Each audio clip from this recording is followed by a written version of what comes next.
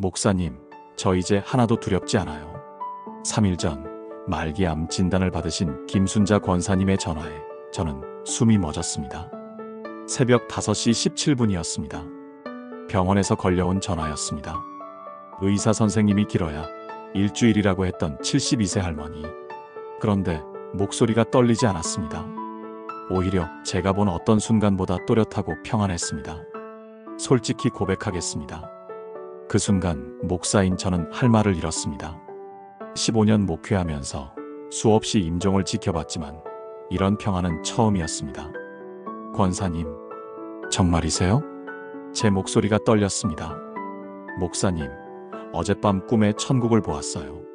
아니, 꿈이 아니었어요. 너무 선명했어요. 그곳이 정말 있더라고요. 30분 후 병실에 도착했을 때 제가 본 광경을 잊을 수 없습니다. 산소 호흡기를 끼고 계셨지만 할머니 얼굴에는 제가 15년 목회하며 한 번도 보지 못한 빛이 있었습니다.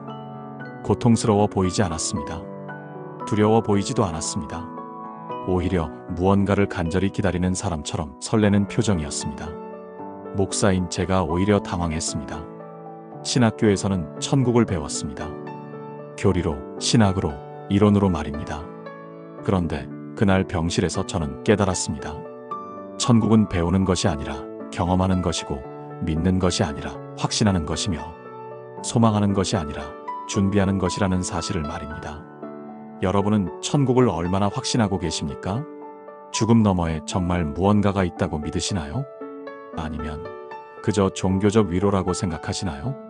오늘 제가 여러분과 나눌 7가지는 추측이나 상상이 아닙니다.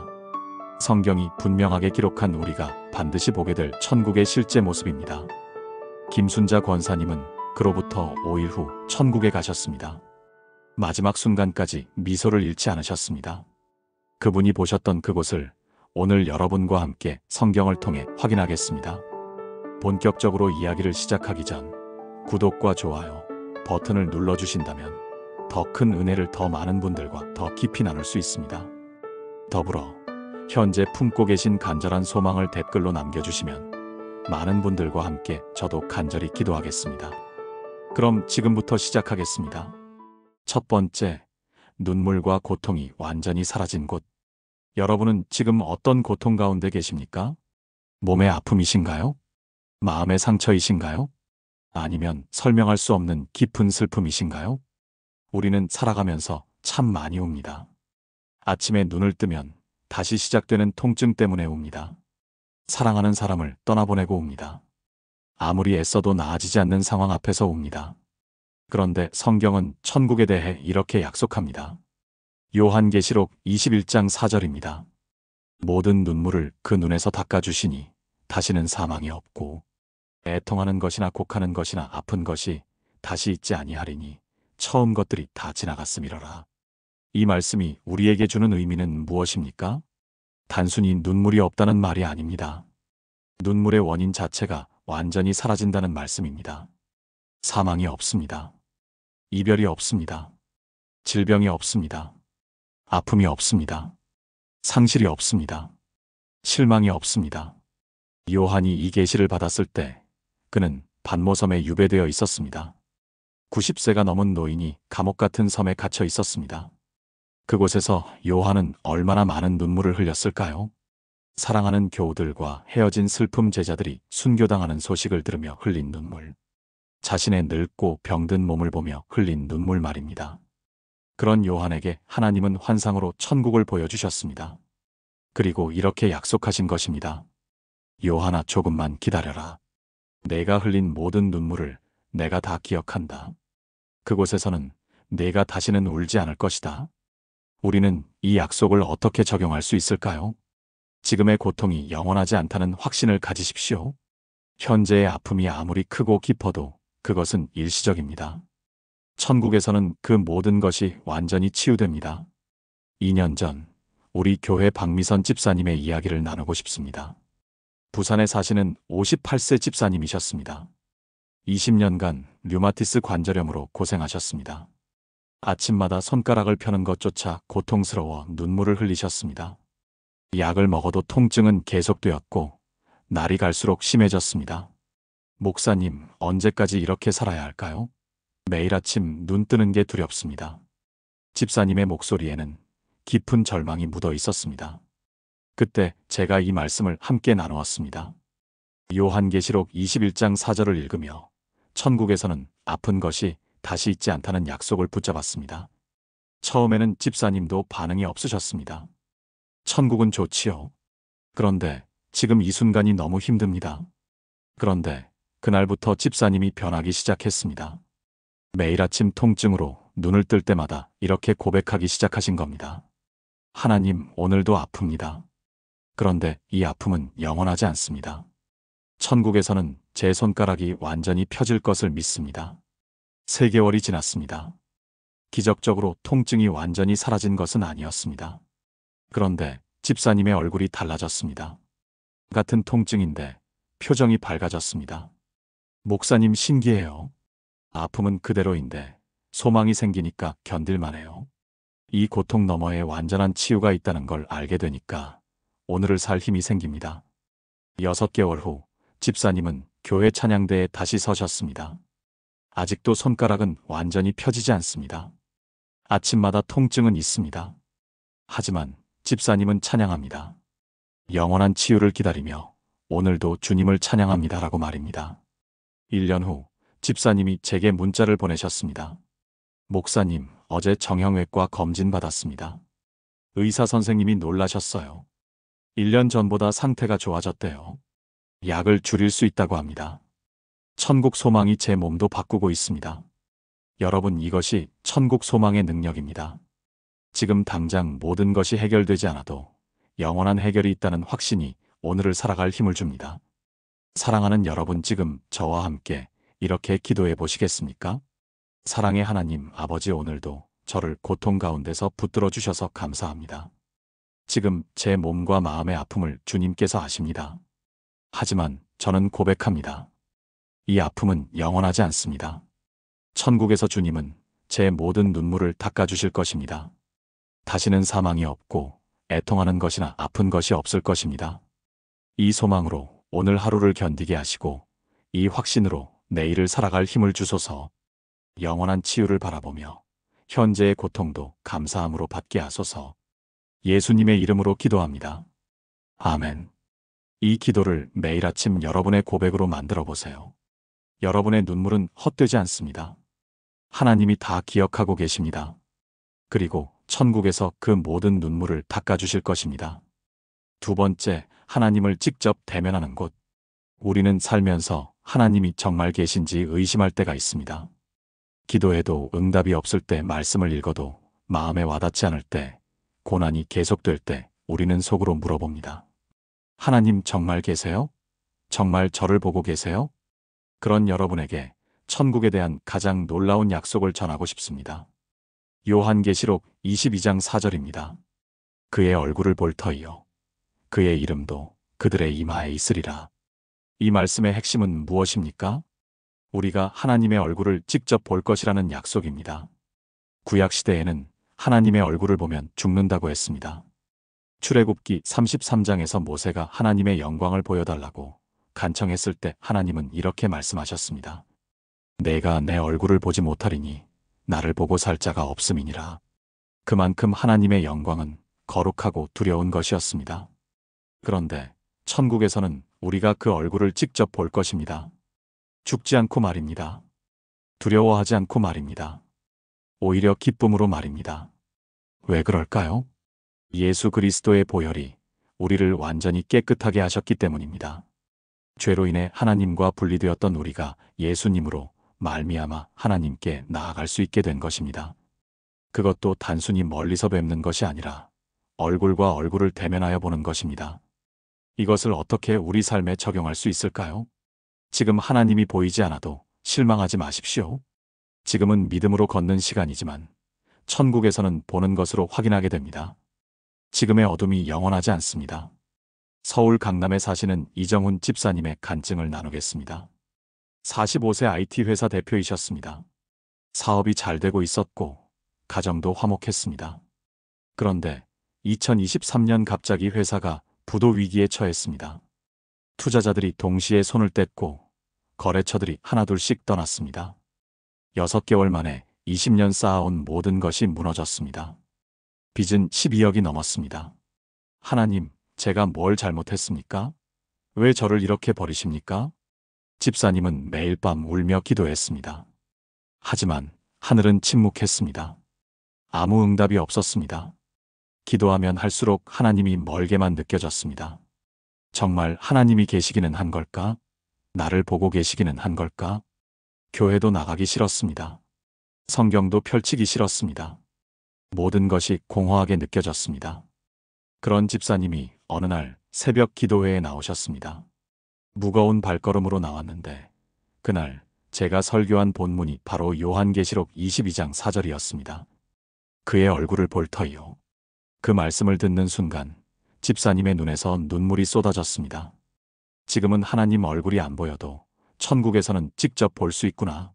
지금 이 어둠이 영원한 게 아니구나. 그날부터 집사님의 기도가 바뀌었습니다. 하나님, 지금 제 앞이 안 보입니다. 주님의 얼굴도 안 보입니다. 하지만 저는 믿습니다. 언젠가 주님을 직접 뵐 날이 온다는 것을 믿습니다. 그날까지 이 어둠 속에서도 주님을 신뢰하겠습니다. 3개월이 지났습니다. 기적처럼 상황이 바뀐 것은 아니었습니다. 빚은 그대로였고 회사는 여전히 어려웠습니다. 그런데 집사님이 바뀌었습니다. 목사님 신기합니다. 상황은 그대로인데 제 마음에 평안이 생깁니다.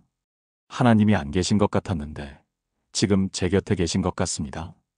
6개월 후 집사님은 작은 식당을 시작했습니다. IT 회사 대표에서 식당 주인이 된 겁니다. 처음에는 자존심이 상했습니다. 하지만 매일 아침 주방에 서서 이렇게 기도했습니다. 하나님, 비록 지금은 주님 얼굴이 희미하게 보이지만 언젠가 선명하게 뵐 날을 기다립니다. 1년이 지났습니다. 식당이 입소문을 타기 시작했습니다. 2년이 지났습니다. 12억 빚 중 3억을 갚았습니다. 3년째 되는 지금 집사님은 2번째 매장을 냈습니다. 목사님, 놀라운 건 제가 IT 회사 할 때보다 지금이 더 행복하다는 겁니다. 그때는 돈이 있었지만 하나님이 안 보였어요. 지금은 여전히 빚이 있지만 하나님이 보입니다. 매일 주방에서 설거지하면서도 하나님의 임재를 느낍니다. 여러분, 이것이 천국 소망의 능력입니다. 지금 하나님이 안 보여도 언젠가 볼 것이라는 확신이 오늘의 어둠을 견디게 합니다. 사랑하는 여러분, 지금 저와 함께 기도해 보시겠습니까? 하나님 아버지, 지금 제 눈에는 주님이 보이지 않습니다. 기도해도 응답이 들리지 않고 말씀을 읽어도 마음에 와닿지 않습니다. 하지만 저는 고백합니다. 언젠가 주님의 얼굴을 직접 볼 것입니다. 얼굴과 얼굴을 대면하여 주님을 뵐 것입니다. 그날까지 이 어둠 속에서도 주님을 신뢰하게 하소서. 보이지 않아도 믿게 하시고 느껴지지 않아도 의지하게 하소서. 천국에서 주님을 뵐 그날을 소망하며 오늘을 살아가게 하소서. 예수님의 이름으로 기도합니다. 아멘. 하나님은 지금도 여러분을 보고 계십니다. 여러분이 흘리는 눈물도, 여러분의 탄식도, 여러분의 기도도 다 보고 계십니다. 그리고 천국에서 여러분은 그분을 직접 보게 될 것입니다. 3번째, 영원한 생명이 보장된 곳. 우리가 살면서 가장 두려워하는 것이 무엇입니까? 죽음입니다. 아무리 믿음이 좋은 사람도 죽음 앞에서는 두려워합니다. 내가 정말 다시 살아날까? 죽으면 정말 끝이 아닐까? 이런 의심이 마음 한구석에 자리 잡고 있지 않습니까? 그런데 성경은 천국에서의 삶에 대해 이렇게 약속합니다. 요한계시록 22장 5절입니다. 다시 밤이 없겠고 등불과 햇빛이 쓸데없으니 이는 주 하나님이 그들에게 빛이심이라. 그들이 세세토록 왕노릇하리로다. 세세토록입니다. 영원토록입니다. 끝이 없습니다. 죽음이 다시 없습니다. 이별이 없습니다. 소멸이 없습니다. 우리는 지금 시간에 갇혀 삽니다. 매일 늙어갑니다. 체력이 떨어집니다. 기억력이 감퇴됩니다. 사랑하는 사람들이 하나둘씩 떠나갑니다. 모든 것이 유한합니다. 그런데 천국은 다릅니다. 시간이 멈춘 곳이 아니라 시간이 의미 없는 곳입니다. 늙음이 없고 쇠퇴가 없고 끝이 없습니다. 바울은 고린도전서 15장에서 부활에 대해 이렇게 설명합니다. 썩을 것이 썩지 않을 것을 입고 죽을 것이 죽지 않을 것을 입는다고 말입니다. 우리가 받을 부활의 몸은 지금의 몸과 완전히 다릅니다. 병들지 않고 늙지 않고 죽지 않는 몸입니다. 이것을 우리 삶에 어떻게 적용할까요? 지금의 삶이 전부가 아니라는 것을 기억하십시오. 이 땅에서의 70년, 80년은 영원과 비교하면 한 점에 불과합니다. 대구에 사시는 최영희 권사님의 이야기를 나누겠습니다. 올해 78세이신 권사님입니다. 5년 전 남편분이 갑자기 돌아가셨습니다. 아침에 눈을 떴는데 옆에서 주무시던 남편이 숨을 쉬지 않고 계셨습니다. 급성 심근경색이었습니다. 50년을 함께 산 반려자를 한순간에 잃으셨습니다. 목사님, 어떻게 살아야 할지 모르겠습니다. 절반이 떨어져 나간 것 같습니다. 권사님은 6개월 동안 식음을 전폐하다시피 하셨습니다. 체중이 15kg이나 빠졌습니다. 교회도 나오지 못하셨습니다. 집에만 계시며 남편 사진만 보고 계셨습니다. 다시 만날 수 있을까요? 정말 천국에서 다시 볼 수 있을까요? 권사님의 질문에 저는 요한계시록 22장 5절을 함께 읽었습니다. 세세토록 왕노릇하리로다. 권사님 영원히 함께 하실 겁니다. 50년이 아니라 영원히 말입니다. 처음에는 권사님도 위로가 되지 않으셨습니다. 목사님, 그건 아는데 지금이 너무 힘듭니다.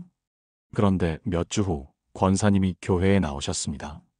많이 야위셨지만 눈빛이 달라져 있었습니다. 목사님, 제가 계속 생각했습니다. 우리가 50년 함께 살았잖아요. 그런데 천국에서는 영원히 함께 할 거잖아요. 그렇다면 지금 이 이별은 잠시 떨어져 있는 거잖아요. 그날부터 권사님이 변하기 시작했습니다. 매일 아침 남편 사진 앞에서 기도하셨습니다. 여보, 먼저 가서 기다리고 있어요. 나도 곧 갈게요. 그때는 영원히 헤어지지 말아요. 3개월이 지났습니다. 권사님이 봉사를 시작하셨습니다. 교회 청소부터 시작해서 주방 봉사까지 하셨습니다. 목사님, 남편과 다시 만날 때까지 남은 시간을 헛되이 보내고 싶지 않습니다. 하나님, 나라를 위해 쓰고 싶습니다. 1년이 지났습니다. 권사님은 독거노인들을 위한 식사봉사를 시작하셨습니다. 일주일에 3번 혼자 사시는 어르신들께 도시락을 직접 만들어 배달하셨습니다. 2년이 지났습니다. 봉사하시는 어르신 중 3분이 권사님을 통해 교회에 나오기 시작했습니다. 혼자 사는 게 외롭고 힘들었는데 권사님이 천국 이야기를 해주시니까 소망이 생깁니다. 3년째 되는 지금 권사님은 12명의 독거노인을 돌보고 계십니다. 목사님, 신기합니다. 남편 떠나보내고 제 인생도 끝인 줄 알았는데 오히려 더 바빠졌어요. 천국에서 남편 만날 때 부끄럽지 않게 살고 싶습니다. 당신 없는 동안 이렇게 살았어라고 자랑하고 싶어요. 작년에 권사님이 제게 편지를 주셨습니다. 목사님, 요즘 잠들기 전에 행복합니다. 오늘도 하루를 충실히 살았고 내일이면 천국이 하루 더 가까워진다는 생각에 설렙니다. 50년 함께 산 남편을 다시 만나고 그것도 영원히 함께할 생각을 하면 가슴이 뜁니다. 여러분, 이것이 영생의 소망입니다. 이 땅의 이별이 영원한 이별이 아니라는 확신이 오늘의 슬픔을 이겨내게 합니다. 사랑하는 여러분, 함께 기도하시겠습니까?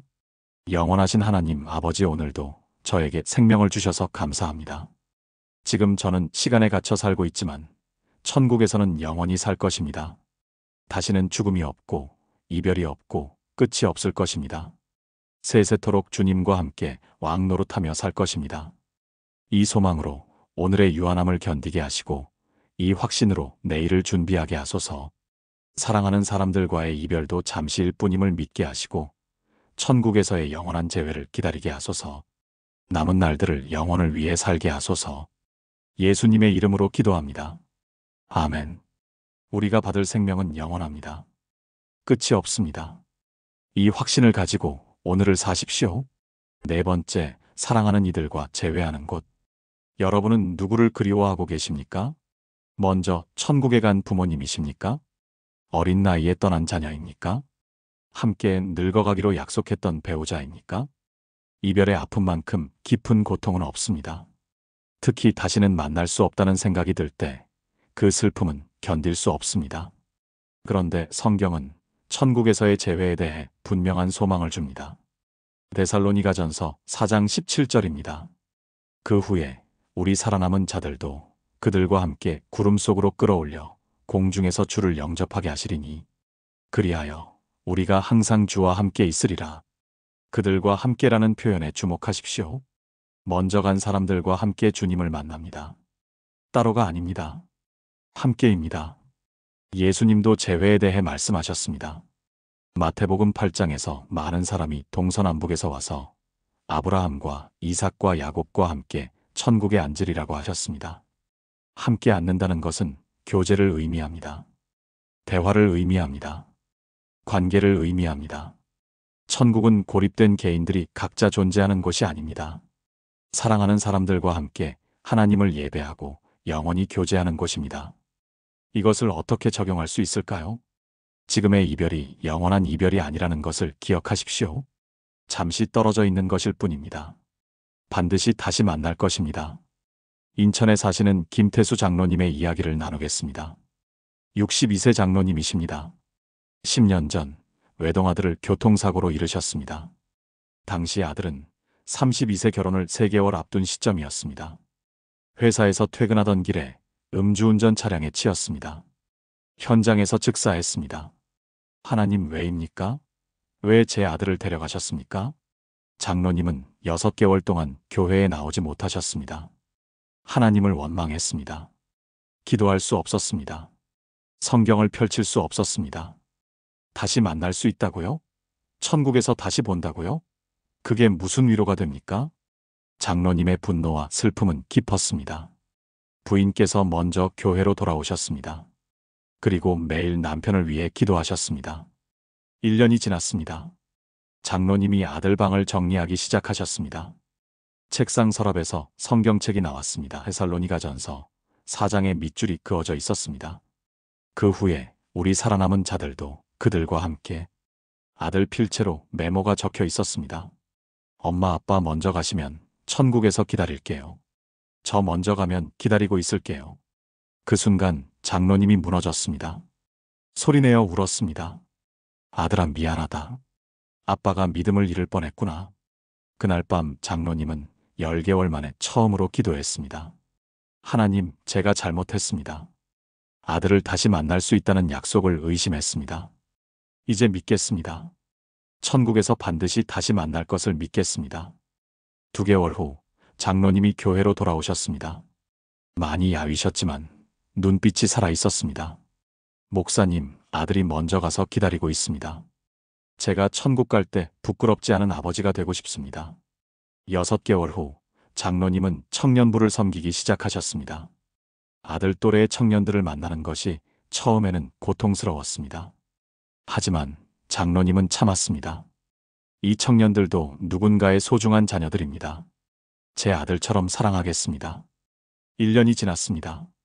청년들이 장로님을 아버지라고 부르기 시작했습니다. 장로님은 청년들의 고민을 들어주시고 진로를 상담해 주시고 신앙을 격려해 주셨습니다. 2년이 지났습니다. 장로님을 통해 5명의 청년이 헌신을 결단했습니다. 선교사 2명, 전도사 1명, 간호선교사 2명입니다. 3년째 되던 해한 청년이 장로님께 편지를 드렸습니다. 장로님, 저는 부모님과 사이가 안 좋아서 10년 동안 연락을 안 했습니다. 그런데 장로님을 만나면서 아버지의 사랑이 무엇인지 알게 되었습니다. 어제 10년 만에 아버지께 전화드렸습니다. 다음 달에 부모님 모시고 교회 나오겠습니다. 5년이 지난 지금 장로님은 30명의 청년을 섬기고 계십니다. 목사님, 제 아들은 1명이었는데 지금은 아들, 딸이 30명입니다. 천국 가면 제 아들이 이렇게 말할 것 같습니다. 아빠 나 없는 동안 잘 사셨네요. 다른 친구들도 많이 사랑해 주셔서 감사해요. 작년에 장로님 며느리 될 뻔했던 분이 결혼하셨습니다. 다른 분과 말입니다. 장로님 부부가 축의금을 보내셨습니다. 신부가 감사 전화를 드렸습니다. 장로님 죄송합니다. 제가 다른 사람과 아닙니다. 축하합니다. 행복하세요. 우리 아들도 천국에서 축하할 겁니다. 여러분, 이것이 재회의 소망입니다. 반드시 다시 만날 것이기에 지금의 이별을 견딜 수 있습니다. 사랑하는 여러분 함께 기도하시겠습니까? 사랑의 하나님, 아버지 먼저 보내신 사랑하는 이들을 주님 품에서 지켜주시니 감사합니다. 비록 지금은 떨어져 있지만 천국에서 반드시 다시 만날 것을 믿습니다. 그들과 함께 주님을 영접하고 영원히 함께할 것을 고백합니다. 그날까지 이 땅에서 충성되게 살게 하시고 다시 만날 때 부끄럽지 않은 사람이 되게 하소서. 지금의 그리움을 천국 소망으로 바꾸시고 이별의 아픔을 재회의 기쁨으로 채워주소서. 먼저 간 이들이 기다리고 있는 그 천국을 향해 오늘도 한 걸음씩 나아가게 하소서. 예수님의 이름으로 기도합니다. 아멘. 여러분이 그리워하는 사람들이 천국에서 기다리고 있습니다. 반드시 다시 만날 것입니다. 영원히 함께할 것입니다. 5번째, 찬양과 경배가 끊이지 않는 곳. 여러분은 예배드릴 때 어떤 마음이십니까? 진심으로 찬양하고 계신가요? 아니면 형식적으로 따라 부르고 계신가요? 솔직히 고백하겠습니다. 저도 목사지만 가끔 예배가 의무처럼 느껴질 때가 있습니다. 주일마다 설교 준비하고 예배 인도하고 성도들 만나는 것이 힘들 때가 있습니다. 언제까지 이렇게 해야 하나? 그런 생각이 들 때가 있습니다. 그런데 천국의 예배에 대한 성경 말씀을 묵상할 때 제 마음이 다시 뜨거워집니다. 요한계시록 4장 8절입니다. 네 생물이 각각 6날개가 있고 그 안과 주위에 눈이 가득하더라. 그들이 밤낮 쉬지 않고 이르기를 거룩하다 거룩하다 거룩하다 주 하나님 곧 전능하신 이여 전에도 계셨고 이제도 계시고 장차 오실 이시라 하고 밤낮 쉬지 않고 찬양합니다. 지치지 않습니다. 실증나지 않습니다. 의무가 아닙니다. 기쁨입니다. 감격입니다. 넘치는 감사입니다. 왜 그럴까요? 천국에서는 하나님의 영광이 완전히 드러나기 때문입니다. 지금 우리는 부분적으로만 봅니다. 희미하게 봅니다. 그래서 감격이 식습니다. 찬양이 형식화됩니다. 그런데 천국에서는 하나님의 영광을 직접 봅니다.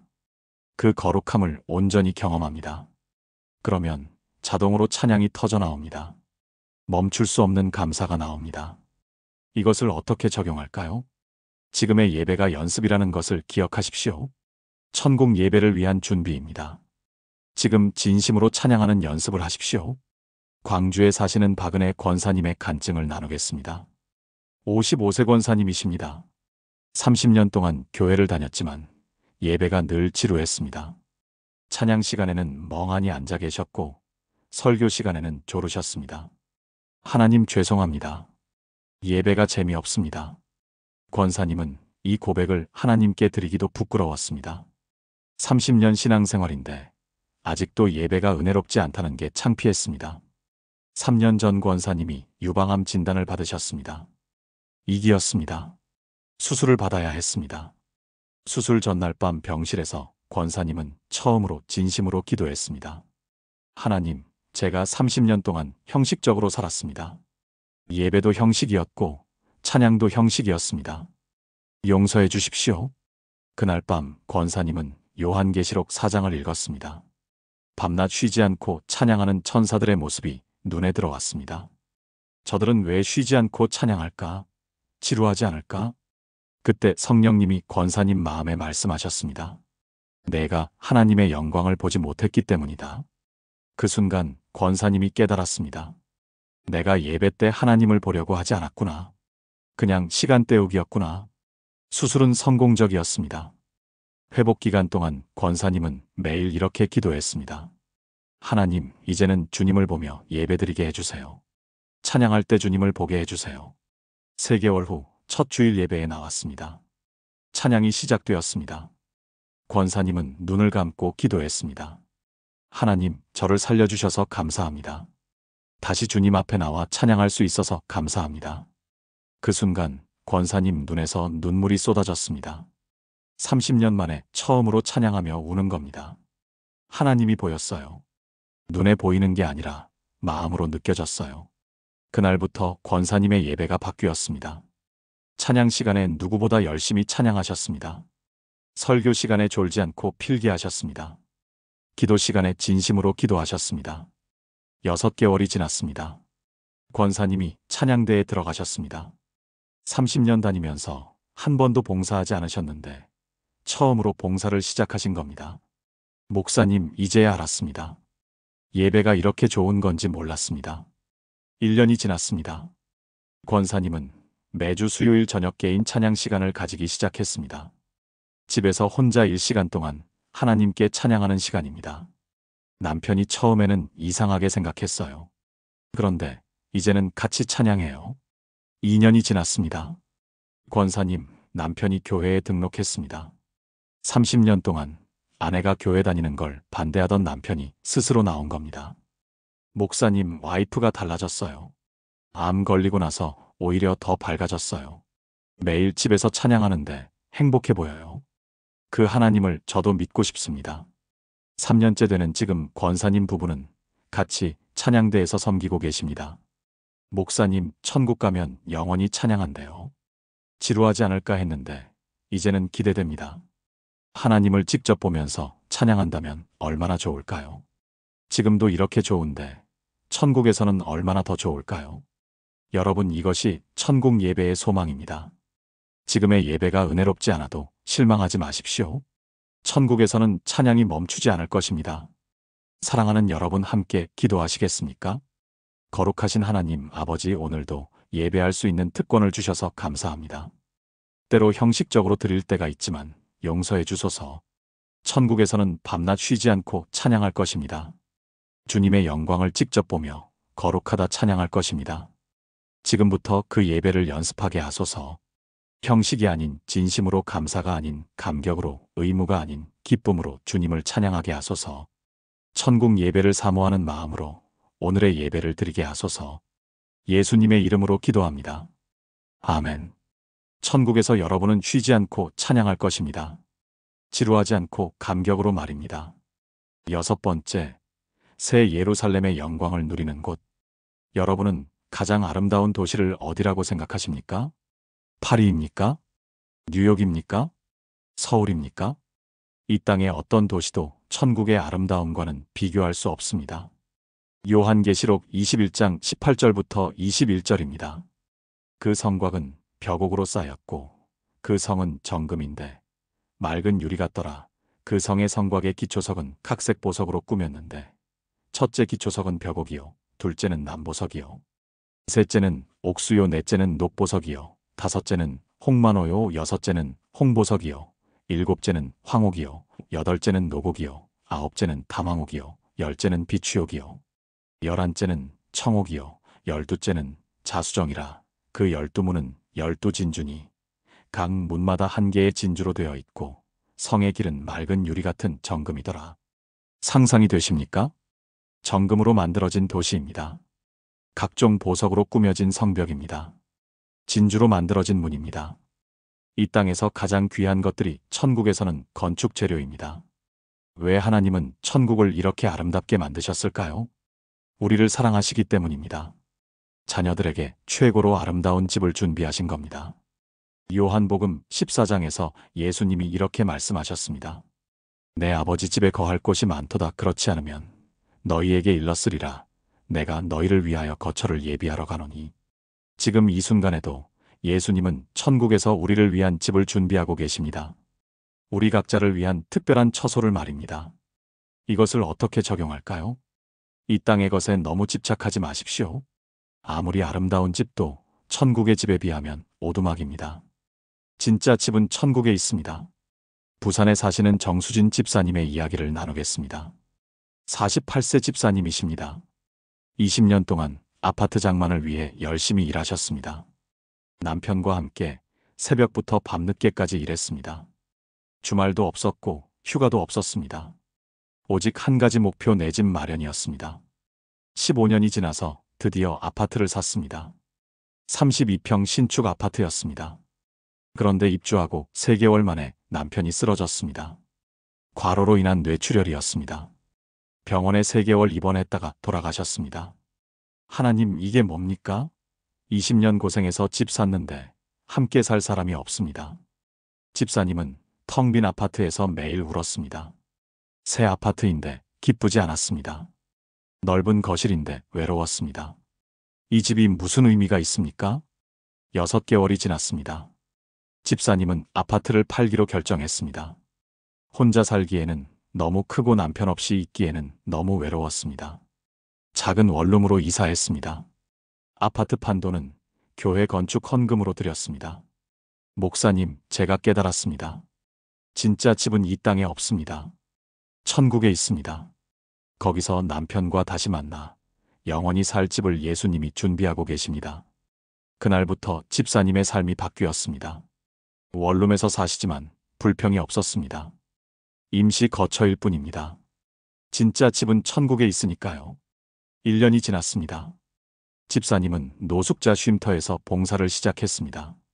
일주일에 3번 쉼터에 가서 식사 봉사를 하셨습니다. 목사님, 놀라운 걸 발견했습니다. 제가 아파트 살 때보다 원룸 살 때가 더 행복합니다. 집이 작아도 마음이 넓어졌어요.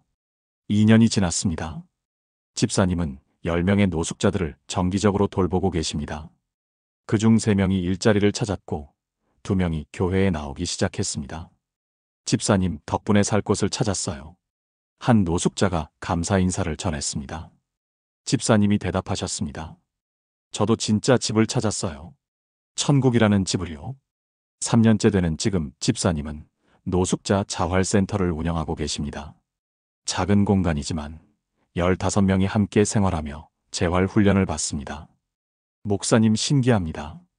32평 아파트 혼자 살 때는 외로웠는데 지금은 15평 공간에 15명이 함께 사는데 행복합니다. 천국도 이렇지 않을까요? 황금길이 중요한 게 아니라 함께하는 사람들이 중요한 것 같아요. 작년에 집사님이 노숙자 한 분을 천국으로 보냈습니다. 가난 말기로 쉼터에서 임종을 맞이한 60대 할아버지였습니다. 마지막 순간 할아버지가 집사님 손을 잡고 말했습니다. 집사님 덕분에 집 없는 제가 천국이라는 집을 얻었습니다. 먼저 가서 기다리겠습니다. 그 장례식에서 집사님이 말씀하셨습니다. 이분은 이 땅에서는 집이 없었지만 천국에는 집이 있습니다. 예수님이 직접 준비하신 영원한 집이 있습니다. 여러분, 이것이 새 예루살렘의 소망입니다. 이 땅의 집이 아무리 좋아도 임시일 뿐입니다. 진짜 집은 천국에 있습니다. 사랑하는 여러분, 함께 기도하시겠습니까? 사랑의 하나님 아버지, 오늘도 거할 곳을 주셔서 감사합니다. 비록 이 땅의 집은 임시이지만 천국에는 영원한 집이 있습니다. 정금길이 있고 보석으로 꾸며진 성이 있습니다. 예수님이 저를 위해 친히 예비하신 처소가 있습니다. 이 소망으로 이 땅의 것에 집착하지 않게 하시고 천국의 것을 사모하게 하소서. 임시 거처에서 불평하지 않게 하시고 영원한 집을 바라보며 감사하게 하소서.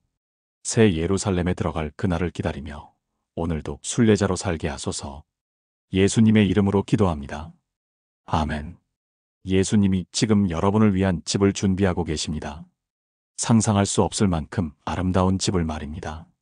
7번째, 하나님과 함께 영원히 거하는 곳. 천국의 가장 큰 축복이 무엇인지 아십니까? 황금길도 아닙니다. 보석 성벽도 아닙니다. 눈물 없는 것도 아닙니다. 천국의 가장 큰 축복은 하나님과 함께 거하는 것입니다. 요한계시록 21장 3절입니다. 내가 들으니 보좌에서 큰 음성이 나서 이르되 보라, 하나님의 장막이 사람들과 함께 있음에 하나님이 그들과 함께 계시리니 그들은 하나님의 백성이 되고 하나님은 친히 그들과 함께 계셔서.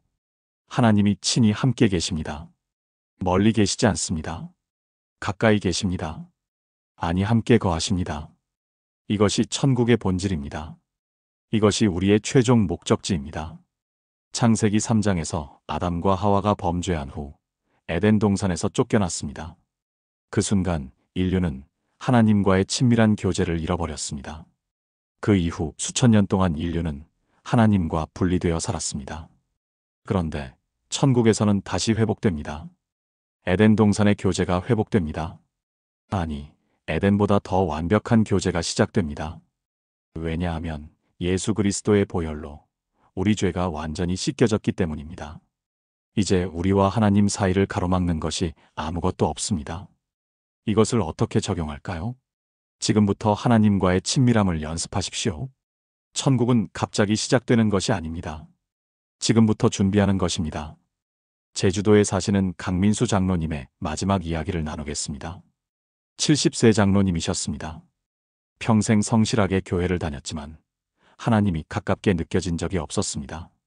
하나님은 높고 거룩하신 분이시고 저는 보잘것없는 죄인일 뿐입니다. 장로님은 늘 하나님 앞에서 위축되어 있었습니다. 사랑받는다는 확신이 없었습니다.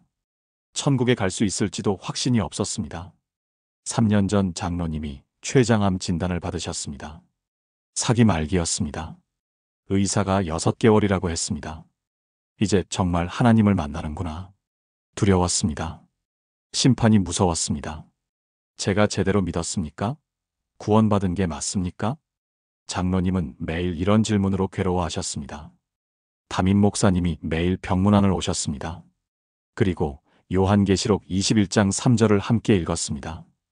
장로님 하나님이 친히 함께 계시겠다고 약속하셨습니다. 하지만 목사님 저는 죄가 많습니다. 장로님 예수님의 보혈이 모든 죄를 씻으셨습니다. 이제 하나님과 우리 사이를 가로막는 것이 아무것도 없습니다. 그날부터 장로님이 바뀌기 시작했습니다. 매일 아침 이렇게 기도하셨습니다. 하나님, 제가 곧 주님 앞에 갑니다. 두렵지만 기대됩니다. 평생 멀게만 느껴졌던 주님을 이제 직접 뵙게 됩니다. 한개월이 지났습니다. 통증이 심해졌지만 장로님 얼굴에 평안이 있었습니다. 하나님이 가까이 느껴집니다. 이 고통 속에서도 주님이 함께 계신 것 같습니다. 2개월이 지났습니다. 장로님은 병실에서 찬양을 시작했습니다. 작은 목소리로 천천히 불렀지만 눈물이 흘렀습니다. 주와 같이 길 가는 것 즐거운 일 아닌가. 3개월이 지났습니다. 장로님은 가족들을 불러 모았습니다. 너희들에게 할 말이 있다. 아빠는 평생 하나님이 무섭고 멀게만 느껴졌다. 그런데 지금은 가깝다. 곧 만날 것이다. 너희도 하나님을 멀리하지 마라. 가까이 하라. 4개월째 되는 어느 날 장로님이 갑자기 눈을 반짝이며 말했습니다. 여보, 저기 빛이 보여. 정말 밝아. 부인이 놀라서 물었습니다. 여보, 무슨 빛이요? 하나님의 영광이야. 정말 아름다워. 그리고 조용히 눈을 감으셨습니다. 장례식에서 담임 목사님이 말씀하셨습니다. 장로님은 평생 하나님과의 거리감으로 고민하셨습니다. 그런데 마지막 4개월 동안 그 거리가 완전히 사라졌습니다. 천국에서는 이제 영원히 하나님과 함께 계십니다. 장례식 후 장로님 아들이 제게 편지를 보내왔습니다. 목사님, 저는 아버지가 암 걸린 게 불행이라고 생각했습니다. 그런데 이제 생각이 바뀌었습니다. 그 4개월이 아버지 인생에서 가장 행복한 시간이었던 것 같습니다. 평생 못 느꼈던 하나님의 사랑을 느끼셨으니까요. 저도 아버지처럼 하나님과 가까이 살고 싶습니다. 1년 후 그 아들이 신학교에 입학했습니다. 아버지가 마지막에 보여주신 그 평안을 다른 사람들에게도 전하고 싶습니다. 여러분, 이것이 천국의 최고 축복입니다. 하나님과 영원히 함께 거하는 것입니다. 황금도 보석도 이것에 비하면 아무것도 아닙니다. 사랑하는 여러분, 마지막으로 함께 기도하시겠습니까? 사랑의 하나님 아버지, 오늘도 저와 함께 하시니 감사합니다. 비록 지금은 멀게 느껴질 때도 있지만 천국에서는 영원히 함께 할 것입니다. 하나님의 장막이 사람들과 함께 있고 주님이 친히 우리와 함께 계실 것입니다. 이것이 천국의 가장 큰 축복임을 고백합니다. 지금부터 주님과의 친밀함을 연습하게 하시고 매일 주님과 동행하는 삶을 살게 하소서. 천국에서 주님과 영원히 거할 그날을 사모하며 오늘도 주님 곁에서 살게 하소서. 모든 축복보다 주님 자신을 더 사랑하게 하소서. 예수님의 이름으로 기도합니다. 아멘. 천국의 본질은 하나님과 함께 거하는 것입니다. 이것을 기억하십시오. 지금까지 나눈 7가지 천국의 놀라운 모습을 하나의 기도로 드리겠습니다. 함께 기도하시겠습니까? 전능하신 하나님 아버지, 오늘 이 시간 천국에 대한 놀라운 약속들을 주셔서 감사합니다. 눈물과 고통이 완전히 사라질 것을 약속하시고 주님의 얼굴을 직접 대면하게 하시며 영원한 생명을 보장하시고 사랑하는 이들과 재회하게 하시며 찬양과 경배가 끊이지 않는 곳을 예비하시고 새 예루살렘의 영광을 누리게 하시며 주님과 함께 영원히 거하게 하시는 하나님을 찬양합니다. 저는 고백합니다. 모든 눈물을 닦아주시니 다시는 사망이 없고 애통하는 것이나 아픈 것이 없을 것입니다. 주님의 얼굴을 볼 것이요 주님의 이름이 제 이마에 있을 것입니다. 세세토록 왕 노릇하며 영원히 살 것입니다. 먼저 간 사랑하는 이들과 함께 주님을 영접하고 영원히 교제할 것입니다. 밤낮 쉬지 않고 거룩하다 찬양하며 주님께 경배할 것입니다. 정금길과 보석 성벽과 진주문이 있는 새 예루살렘에 거할 것입니다. 무엇보다 하나님이 친히 저와 함께 계시고 저는 하나님의 백성이 될 것입니다. 이 모든 약속이 예수 그리스도의 보혈로 보장되었음을 믿습니다. 오늘부터 저와 제 가족이 매일 이 천국 소망으로 살게 하소서. 이 땅의 고통이 영원하지 않음을 기억하게 하시고 보이지 않는 하나님을 믿음으로 의지하게 하시며 유한한 삶 속에서 영혼을 준비하게 하시고 이별의 아픔을 재회의 기쁨으로 견디게 하시며 형식적 예배를 진심 어린 찬양으로 바꾸시고 이 땅의 것에 집착하지 않고 천국의 것을 사모하게 하시며 무엇보다 주님과의 친밀함을 날마다 깊게 하소서. 천국은 먼 곳이 아니라 우리가 반드시 갈 곳입니다. 상상이 아니라 실제입니다. 소망이 아니라 확신입니다. 이 확신으로 오늘을 살고 내일을 준비하며 영혼을 바라보게 하소서. 우리의 날들을 길게 하시고 만족하게 하시며 주님의 구원을 우리 눈으로 보게 하소서. 김순자 권사님처럼 죽음 앞에서도 평안할 수 있는 믿음을 주시고 강민수 장로님처럼 마지막 순간 주님의 영광을 볼 수 있는 은혜를 허락하소서. 이 모든 것이 주님의 약속이심을 믿고 신뢰하며 의지합니다. 성경에 기록된 천국의 모든 약속이 우리 것임을 선포합니다. 살아계신 예수 그리스도의 이름으로 기도합니다. 아멘. 사랑하는 여러분, 지금까지 성경에 기록된 천국의 7가지 놀라운 모습을 함께 나누었습니다. 첫째, 눈물과 고통이 완전히 사라진 곳입니다. 둘째, 하나님을 직접 대면하는 곳입니다. 셋째, 영원한 생명이 보장된 곳입니다. 넷째, 사랑하는 이들과 재회하는 곳입니다. 다섯째, 찬양과 경배가 끊이지 않는 곳입니다. 여섯째, 새 예루살렘의 영광을 누리는 곳입니다. 일곱째, 하나님과 함께 영원히 거하는 곳입니다. 이것은 추측이 아닙니다. 상상이 아닙니다. 하나님이 성경을 통해 분명하게 약속하신 것입니다. 목사님, 저 이제 하나도 두렵지 않아요. 김순자 권사님의 그 고백이 여러분의 고백이 되기를 바랍니다. 지금 어떤 고통 가운데 계시든지 천국에서는 모든 눈물이 닦아질 것입니다. 지금 하나님이 멀게 느껴지든지 천국에서는 얼굴과 얼굴을 대면하여 볼 것입니다. 지금 죽음이 두렵든지 천국에서는 영원히 살 것입니다. 지금 사랑하는 사람과 헤어져 슬프든지 천국에서는 다시 만나 영원히 함께할 것입니다. 지금 예배가 형식적이든지 천국에서는 기쁨으로 찬양할 것입니다. 지금 이 땅의 집이 초라하든지 천국에는 예수님이 예비하신 영광스러운 집이 있습니다. 지금 하나님이 멀게 느껴지든지 천국에서는 영원히 함께 거할 것입니다. 이 소망을 붙드십시오. 매일 아침 이 약속을 고백하십시오.